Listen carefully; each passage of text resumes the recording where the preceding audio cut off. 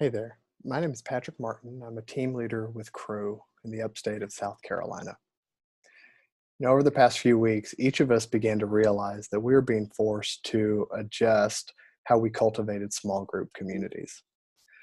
Small groups, Bible studies, house churches, Sunday school classes, whatever they've been called over the history of the church, have all represented a key principle. People often encounter Jesus and grow as a follower of Christ best in the context of a household of faith, a family unit sized community. But if we can't go from house to house right now, how will we continue to cultivate households of spiritual nourishment and care? First, I want to share three perspectives that might be obvious to some of you and might adjust the thinking and vision of others. Our reality and opportunities. Here's the first principle. Outside of robust life on life community, those we care about most will most likely wither spiritually. However, people are feeling the importance of community more than ever before. It's like the old adage goes, you don't know how much you need something or love something until it's gone, right? And here's the third principle. More than just people seeing the importance of community, those who don't know Jesus are more open than ever to supportive communities of faith. And when this virus passes, or at least the current outbreak passes, what will they think of Christians? How will they remember Christian communities? Will we be those that opened up our doors, virtually at least, to welcome them in? Wanted to share this picture with you. It represents what we're doing in the upstate of South Carolina in the space of virtual communities. Just last Tuesday, we had students from four different colleges and four different online small groups, totaling over 40 students in online virtual small groups. So, like I said before, people are hungry for community. They want to be together. In fact, this past Wednesday at one of our community colleges, we had a 12 o'clock virtual small group, and a young woman named Jordan popped in for the first time. She had never been connected to our ministry before, but she came simply because she saw it on Instagram and decided to come. And then she showed up again on Thursday night to be a part of the large group worship meeting, again, all online. Um, so maybe I've convinced you. Maybe you've said, okay, I get it. I want to make the switch.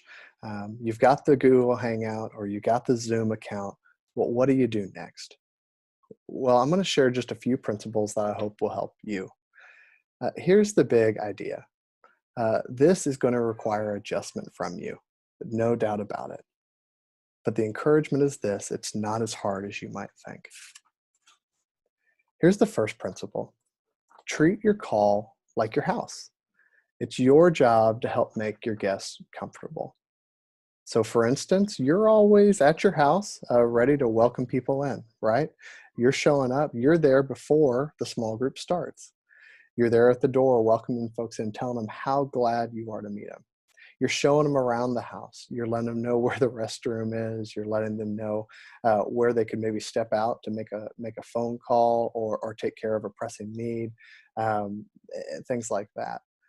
Well, same way with a Google Hangout or a Zoom call or another platform, it's your job to show up early, to welcome people who are maybe new to this platform, unfamiliar with it, and help them feel at home. So you might show them how to mute their call, how to get their video set up. You might even help them learn how to download the platform beforehand. Here's the next principle. It's going to be unavoidable. It is awkward until it's not. Own that. In fact, some of the studies we're seeing out of Barna and others that are studying Generation Z and even millennials reveal that some of the biggest obstacles folks have to faith right now is when it feels showy or produced or slick.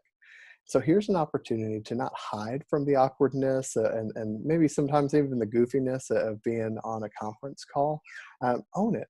And here's the thing. Pretty soon people are going to get adjusted to it. You're going to set norms. You're going to figure it out. And they're going to figure out and feel more comfortable And then you won't have to apologize every time for the awkwardness. Just like before online small groups, people need both focused and unfocused time. It's going to be tempting to just sort of go through your content and then say bye to everybody. See you next week. You need to build in buffer. People need time just to catch up, to hang out with each other, to share highs and lows for the week. One of the things that we do with our online communities is we just let people hang on at the end of the call however long they want. We leave it open. Last night, even saw a number of students hang on for close to 30 minutes, just talking about life, talking about things that maybe didn't feel like they fit in the sort of official time, but man, it was important for them to connect with one another. Here's the last principle. How will you create touch points between meetings? Just like in real life, if you just see someone once a week, it's not a real relationship. And so, what might you do to facilitate connections? Maybe you can create a buddy system for your small group or your online community where you pair people up to check in on each other, to do FaceTime calls, to encourage one another and pray for one another throughout the week. Maybe you plan online socials where you do board games or watch a fun show together.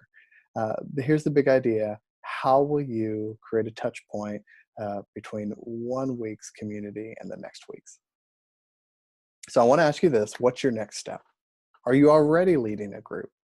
Well, evaluate how you're doing with this great article, 9 Tips on Leading a Virtual Small Group. Maybe get someone else who's in the group with you, someone who's going to be kind but give you honest feedback, and just do an audit on how it's been going so far when you compare it to these 9 tips. Are you not leading a group yet? Well, here's my challenge and invitation. Gather some people in your network and just start one. Get together. If you need a little bit more preparation, check out almost everything you need to know about leading a small group for more training and some really great free small group content.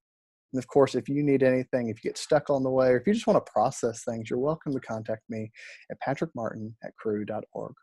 Thanks so much for your time. I hope this has been helpful. Thank you for what you're doing to help the gospel spread along this new network that we find ourselves living in right now. Thanks so much.